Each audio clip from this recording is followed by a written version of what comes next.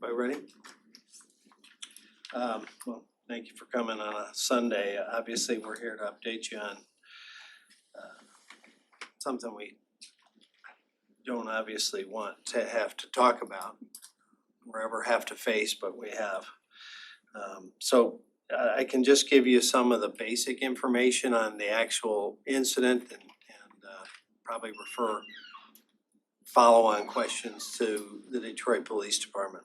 So somewhere between 1 and 5:15 yesterday, a car was stolen in Oakland County from Red Oaks Water Park. Our victim was a Rochester Hills resident.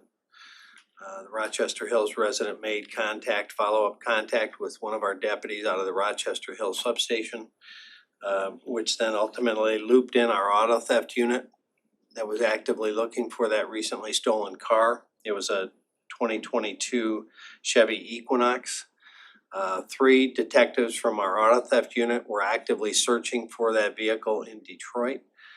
And one of the detectives was behind the vehicle, located the vehicle, at which point the vehicle suddenly stopped. Again, this is all preliminary. This is what we believe happened at this point. Since it's an unmarked car, there's not dash cam or things like that. The car suddenly stopped. Individuals exited that stolen vehicle and opened fire on our deputy. It was an ambush.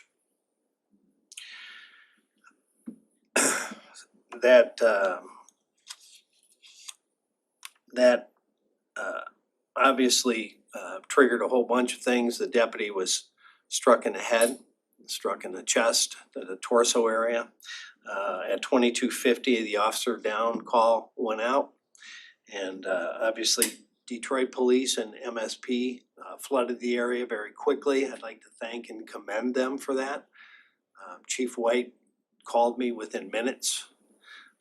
Detroit Police and MSP helped set up a hard perimeter, and within that perimeter, 3 individuals were taken into custody. So again, anything further on that will probably come from DPD. But again, I'd like to thank DPD and MSP for their assistance in this terrible moment for us. Now the focus of this for us at this point, obviously in addition to getting justice from the criminal justice system, is how we support a family that's and an agency that's been crushed. You know, things like this are soul crushing. And you know, this family has a 5, a 4, and a 1-year-old with another child on the way. So our mission is to be there for them. So I guess, you know, a lot of people are calling saying, what can they do? So the first thing they can do, if they, like I, believe in prayers, they can pray for the family and for our agency and the community. Secondly, you know, oftentimes there's offers to financially support a family. Obviously, a family of 4 babies and now a young widow is going to have a lot of financial holes. So we have a charity called Mission Oakland. If anyone wants to contribute to the family, they can contribute, write a check, or send a check, or any kind of donation to Mission Oakland, which is a licensed charity. 100% of that will go to the family without any fees or deductions like you get on GoFundMe. So just put in the memo that it's for Deputy Recklings, and 100% of that will go to the family. In addition to supporting the family, you know, support our team, the sheriff's office. You know, it's been a challenge, been a stretch. And, you know, looking in the face of our people and seeing their pain, it's been tough on them. You know, with we lost Deputy Overall, then we had COVID, then we had Oxford, then a lot of the same people went to MSU, and then they were at the splash pad, and now this. And it kind of, it's like a boxer. You wonder how many punches they can get and still stay standing. But the first thing I would say is I'm super proud of our people, the way they have stayed standing, the way they have showed up and continued to do amazing things every day. But we need to support them. I said after the splash pad that we need more resources for the community at large and mental health resources. But we need it in public safety. Peer-to-peer programs are vastly underfunded across this country. We know that in the last couple years, line of duty deaths have been terrible. Ambushes are up dramatic. Now we have another example of that. And the one thing that most people don't realize is officer involved suicides outstrip the number of line of duty deaths the last couple years. So the pressure on law enforcement, on public safety in general, is huge, and it's taking its toll. And we need resources, and that falls at the appropriators.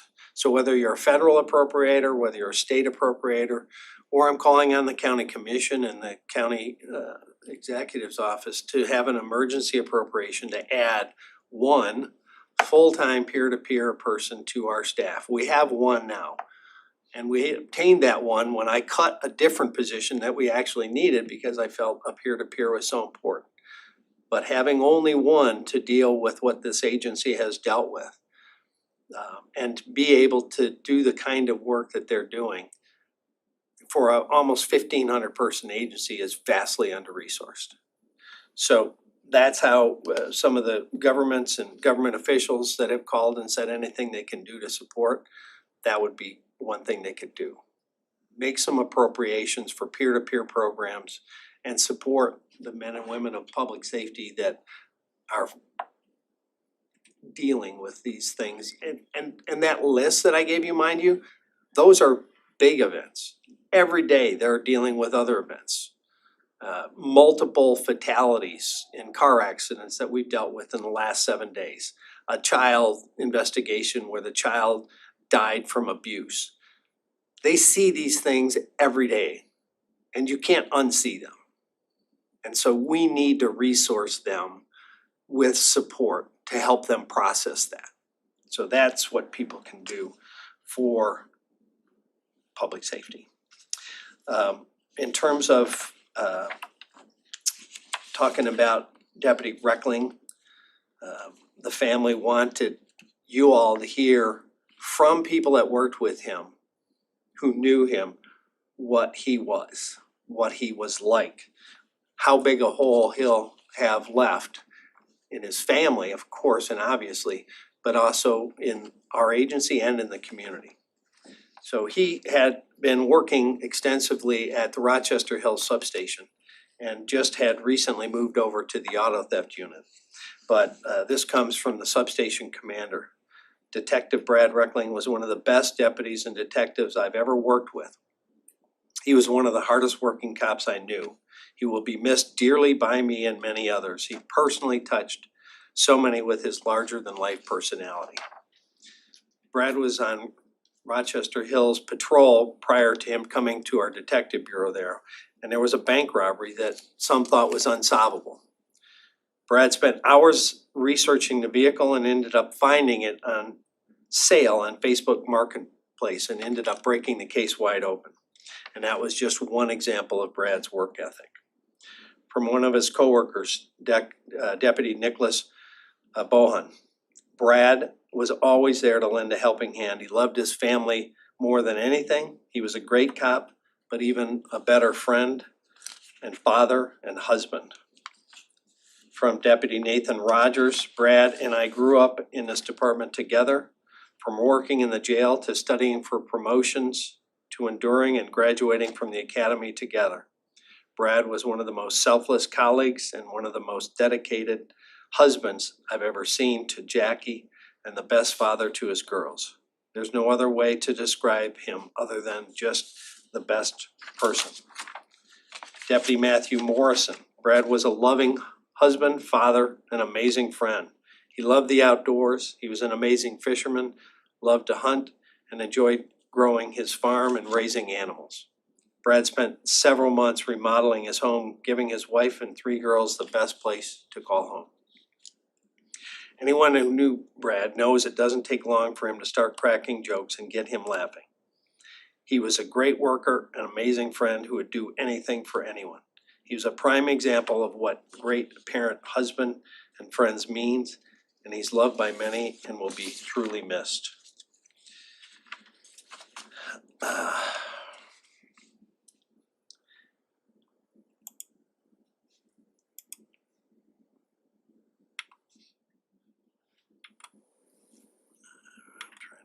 Display the slide for you, it's not working. I'll let you come up and, so we're gonna release a picture that the family suggested was most appropriate. For some reason I don't know, must be a technology guy, can only do it, hit that button 4 times. So that's Brad and his amazing and loving family that we all collectively have to hold up, support, and provide love in his absence. And there's no way to fill that hole. So that's all we have at the moment. Questions?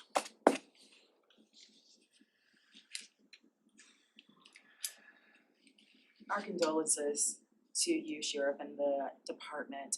I know you talked about some of the appropriations that you would like lawmakers to make for resources, but can you maybe just give us a few examples of some resources that you and your team will be relying on to help you move through this difficult time, not only, as you said, with this unfortunate incident, but you're still dealing with Oxford, you're still dealing with what happened in Rochester Hills last weekend?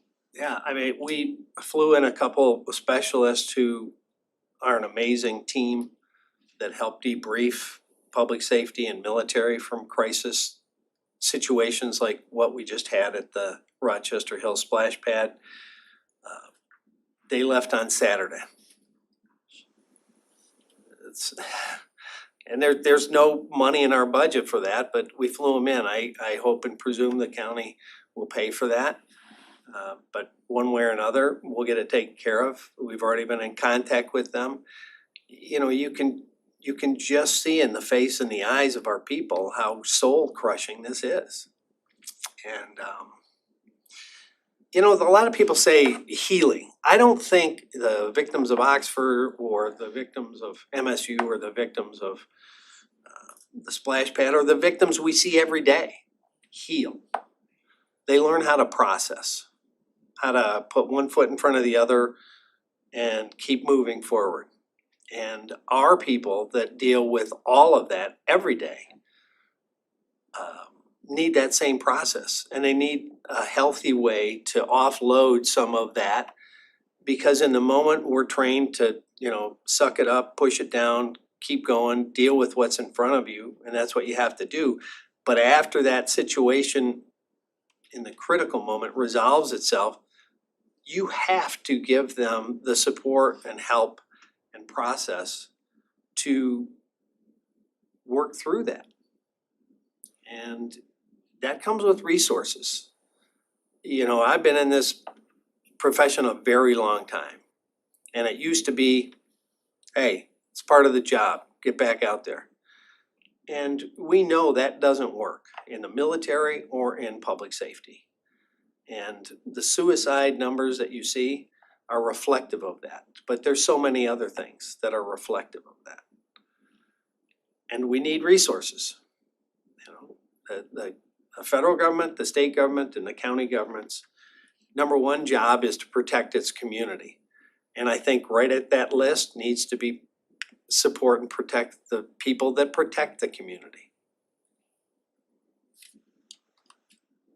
Sheriff, what can you tell us about the crime that was taking place? Okay, so we know that the car that was stolen was located in Detroit. But is Right. this a part of a bigger operation? Is it too early?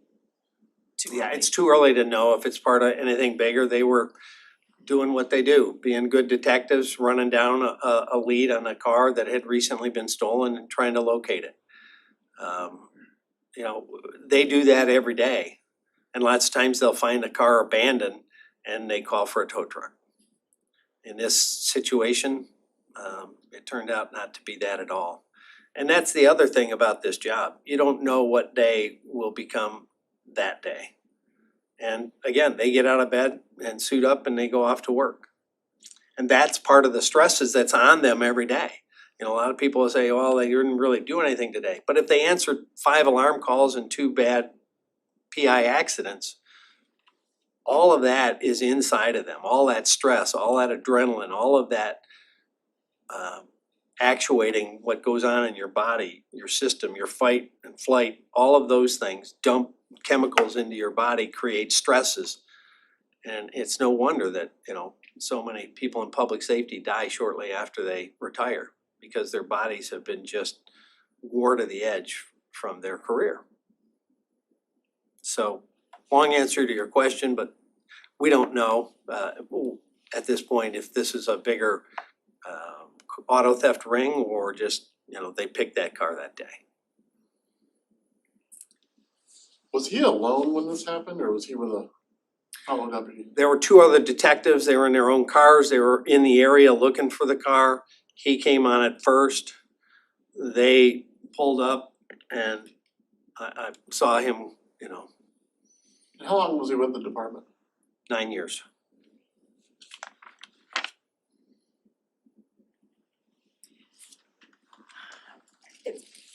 I don't know, but what do you think happened that made these people get out of the car and ambush this deputy?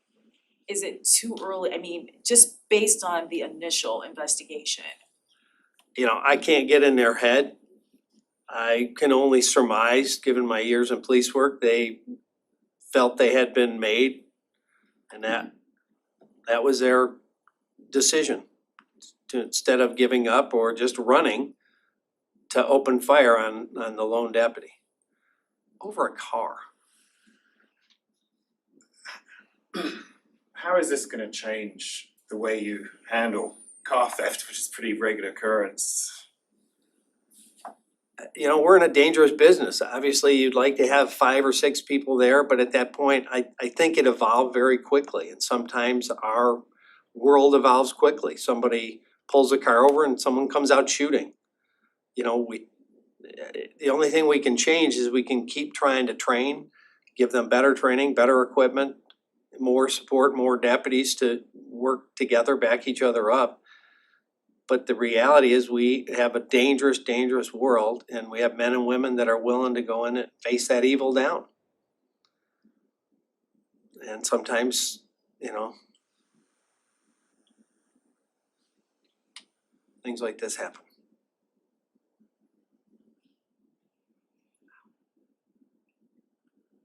Anybody else? You guys? Yes, sir. Goodbye. Thank you.